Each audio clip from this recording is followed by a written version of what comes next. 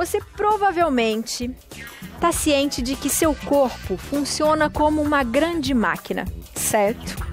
Logo, se uma parte está desligada ou desregulada, tudo pode começar a ter problema, falhar, não é não? Nós vamos falar agora em especial da tireoide, uma glândula com formato semelhante ao de uma pequena borboleta. Ela pesa entre 15 e 25 gramas e está situada no nosso pescoço. Ela é responsável pela produção de hormônios reguladores do organismo.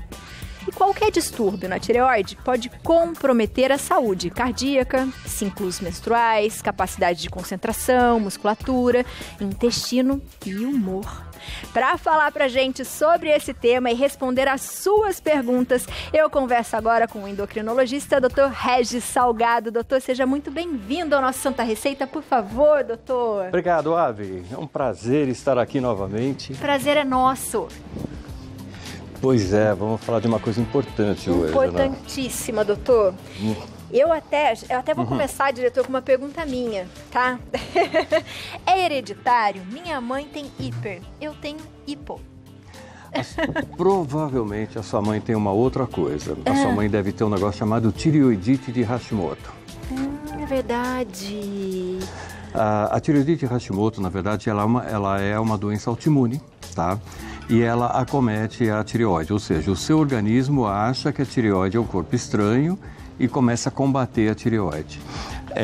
Alguns casos, ela começa como hiper e depois inverte e vira hipo, mas a maioria das vezes... Oi? O dela está quase acontecendo agora. Vai acontecer, tá? Que, aliás, é muito bom, porque se a gente for pegar das doenças de tireoide, a pior delas é o hiper. A hipo é assim, a pessoa ela fica mais letárgica, ela fica um pouco depressiva, ela tem tendência a engordar, ela enche um pouquinho, o cabelo fica meio ruim, a unha fica quebradiça, entendeu? Mas é mais fácil de tratar. A hiper, não. Por quê? Porque eu tenho que diminuir todo o processo metabólico para isso acontecer. Você entende? E o que ela acaba provocando é fazer com que o coração trabalhe muito rápido, ela faz um emagrecimento muito rápido da pessoa, ela deixa a pele da pessoa muito ressecada, ou seja, todo o processo da pessoa está extremamente acelerado e esse processo extremamente acelerado acaba causando prejuízos muito maiores. Então, de certa forma, se alguém me perguntasse, olha, você pode escolher, você quer ter hipo ou hiper? Eu prefiro ter uma hipo, entendeu? É mais fácil de corrigir. Mas existem vários tipos de hipo também, você entendeu? E aí é que a coisa começa a ficar interessante. Porque entendeu? Aí tem hipo que não é nada tão mais tranquilo assim de tratar. Tão mais tranquilo também. E você sabe que tem uma coisa interessante com relação até ao diagnóstico de tireoide, porque assim, se nós pensarmos, como é que eu faço o diagnóstico de tireoide? Muito simples. Exame de sangue, doso os hormônios, basicamente o TSH, que é um hormônio que estimula a tireoide a trabalhar. Eu tenho que dosar o primeiro hormônio que ela fabrica, que é a tiroxina, que é o tal do T4. Porém, tem muito médico que para aí no exame. E aí ele não consegue fazer um diagnóstico completo. Por quê? Existe um tipo de hipotiroidismo onde eu tenho TSH normal e tenho T4 normal. E como é que é hipo? É porque, na verdade, eu não tenho o T3 normal. Que o T3 é o responsável por todo o nosso funcionamento. Então, só que o T3, a tireoide fabrica basicamente 10% somente dele. Por quê? Por uma questão de segurança. Os outros 90% são fabricados nos próprios órgãos. E é ele o ativo dessa história toda, você entendeu? Então, quando eu tenho um nível de T3 baixo, eu tenho todos os sinais de hipotireoidismo e muitas vezes o meu exame de laboratório não evidencia isso. E aí vem aquela coisa, pô, mas eu tenho tudo isso, aí eu vou no médico, o médico pede exame e fala, olha, não tem nada, tá normal. Não tá. Não tá. Você entendeu? Então, existe essa situação. Então, a gente precisa tomar um pouquinho de cuidado exatamente com o diagnóstico. Eu costumo dizer o seguinte, normalmente, o que eu faço? Eu peço o T3, eu peço o T4 livre, que é o T4 na circulação, tá? Porque é ele que se converte, porque assim, qual é a função da tireoide? Como você falou agora há pouco, doenças cardíacas, essa coisa toda, por quê? Porque a função da tireoide é uma glândula que armazena iodo. A função dela é armazenar iodo. E quando eu armazeno iodo, eu tenho que mandar esse iodo para os órgãos. É tão importante assim esse iodo? Sim. Sem iodo, nós praticamente não sobreviveríamos. E é aí o grande problema do brasileiro, né? Porque o brasileiro quase não consome iodo. Por conta do quê? Da alimentação pobre em alimentos que vêm do mar. Que a maior fonte de iodo que eu tenho no planeta é exatamente na água do mar. Você entendeu? Então, se eu consumir mais frutos do mar, eu consigo, de certa forma, equilibrar um pouco mais esse iodo. Agora, não é o nosso hábito alimentar principal. Você entendeu? Por que não é o nosso hábito alimentar principal se eu tenho uma costa vastíssima, né? Aí vem aquela história, não, porque peixe é caro. Não, não é que peixe é caro. É que o nosso oceano, o pH e a temperatura dele não favorece a produção de frutos do mar. Então, com isso, eu sou obrigado a consumir outro tipo de proteína, que aí vem de bovinos, de aves, de ovinos e outros animais, sem ser necessariamente os alimentos que vêm de matéria do mar. Peixe, crustáceos, essas coisas todas. E aí, doutor, tem muita gente que fala, suplementa-se um iodo? Não. Sim, sim. Existia, na verdade, no começo, a questão de 60 anos atrás, uma forma de você equilibrar o iodo da pessoa, tá? Tomando iodo inorgânico, tá? Esse tratamento ficou mais ou menos esquecido um pouco da medicina, mas ele é bem eficiente. Se você olhar no seu pacote de sal, você vai perceber que está lá sal iodado, e isso é lei. Tá? Não é porque é bonitinho, é porque é necessário. Uma das coisas que acontece com o sal iodado é que eu preciso fornecer iodo para essas pessoas. Você provavelmente não se lembra disso, mas você pega a sua mãe, por exemplo, se você perguntar para ela, existia há 50 anos atrás uma coisa chamada bócio endêmico, que é aquelas pessoas que tinham papo muito grande, a tireoide estava inchada. Na verdade, não é papo, é tireoide inchada. Tireoide. Por quê? Porque ela não estava funcionando. Então, as nossas glândulas, elas têm uma característica. A primeira defesa, quando ela não funciona bem, é aumentar de tamanho. Você entendeu? Então, existia um bócio endêmico, que era uma coisa natural do brasileiro e que, de certa forma, está controlado a partir do momento que foi obrigado por lei colocar iodo no sal. Você entendeu? E aí vem os problemas. Mas eu não como sal. A sua tireoide não funciona. Tem que comer. Nossa, doutor. Pouco ou muito, mas tem que comer. Mas tem que comer. A gente tem muitas perguntas de WhatsApp também do nosso Instagram. Já vou direto nelas, tá, doutor? Vamos lá. É porque, assim, muita gente tem os distúrbios, né? 60% das mulheres têm problema de tireoide. É, né? E se não tem, vai ter.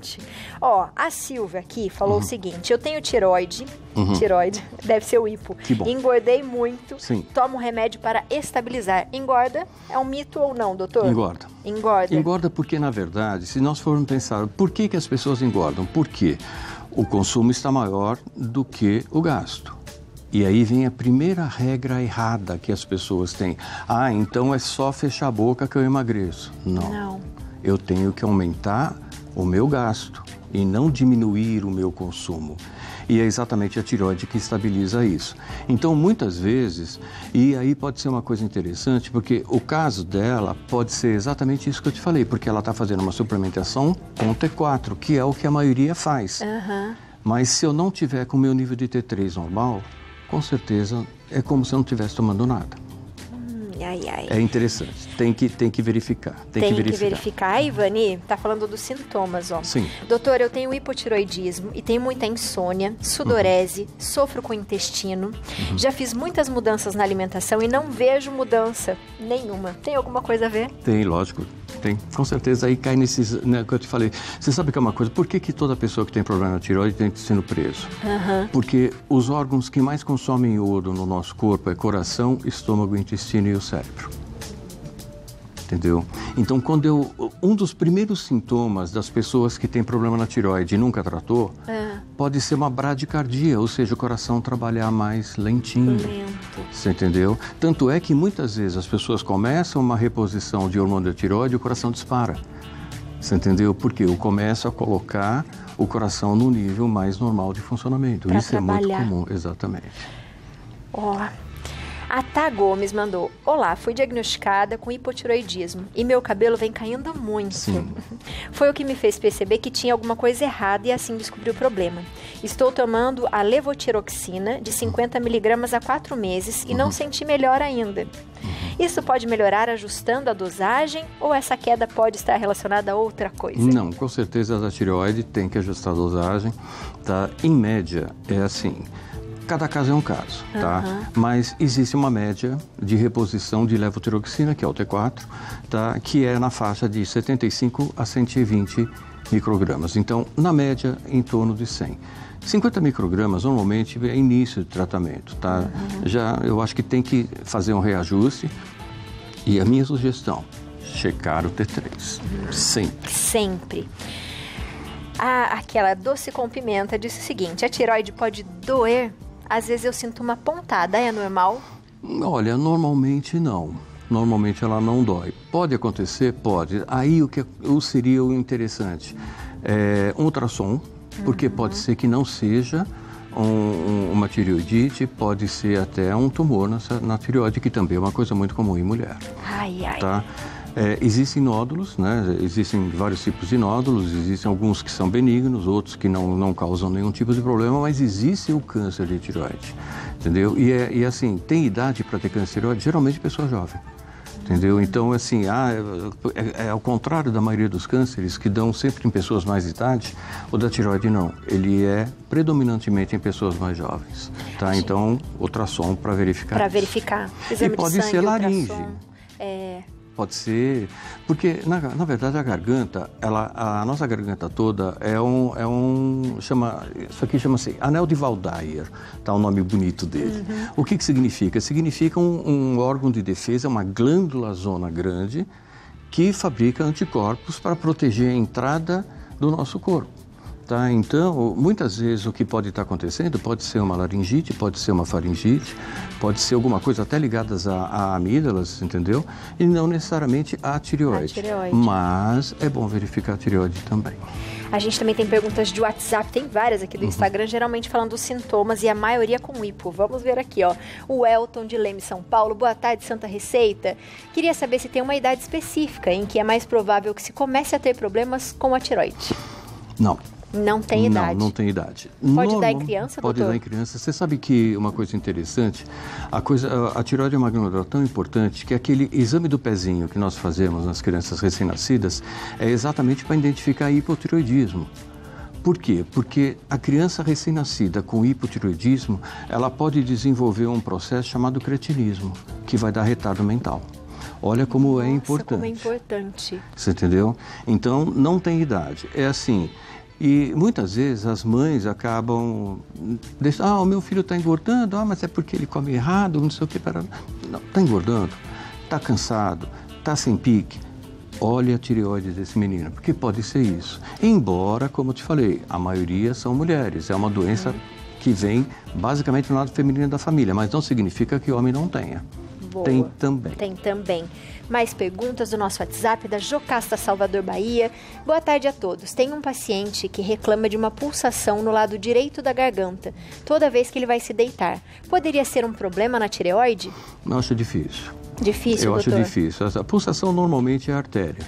Tá? Então, o que pode estar acontecendo é que, assim, se a gente visualizar isso de uma forma um pouquinho diferente, para nós olharmos, né, o porquê que isso poderia estar acontecendo, seria o seguinte: a tireoide pode ter aumentado de tamanho, ela pode ter um nódulo, e de repente esse nódulo fez com que deslocasse um pouco a artéria carótida, que é a artéria que tem no pescoço que fica pulsando. Tá? Pode acontecer. Pode ser isso. Pode ser isso, mais provável.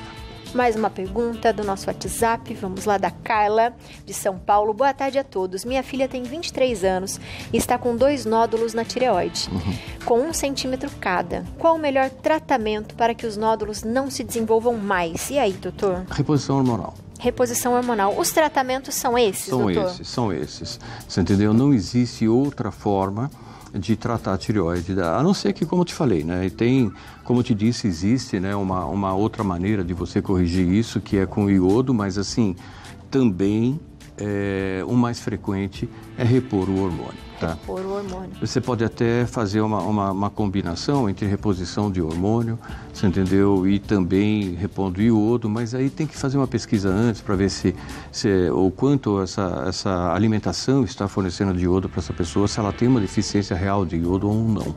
Você entendeu? Então é sempre importante. Mas na base, a maioria dos casos, a maioria dos médicos, eles seguem essa linha da reposição hormonal.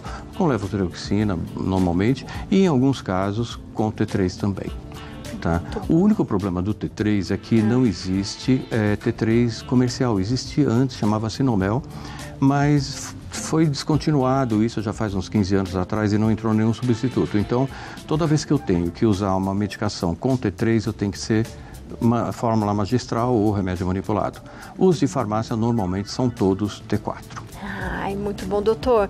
É sempre muito bom ter o senhor aqui. Muito obrigado. Toda vez que o doutor vem, eu fico com aquela gostinho de eu queria fazer mais 20 mil perguntas e a gente tem aqui. Mas o senhor volta, isso é bom que o senhor volta sempre, doutor. Eu volto, sim, com certeza. Eu gosto, eu já falei, aqui é minha casa. Que bom, então sinta-se em casa sempre, doutor. Obrigado. Vou aproveitar e passar para vocês o e-mail. É doutor, que é o dr.regisalgado, tudo junto, @gmail.com. Doutor, seja sempre muito bem-vindo à nossa casa. Obrigado, Abi. Muito obrigado.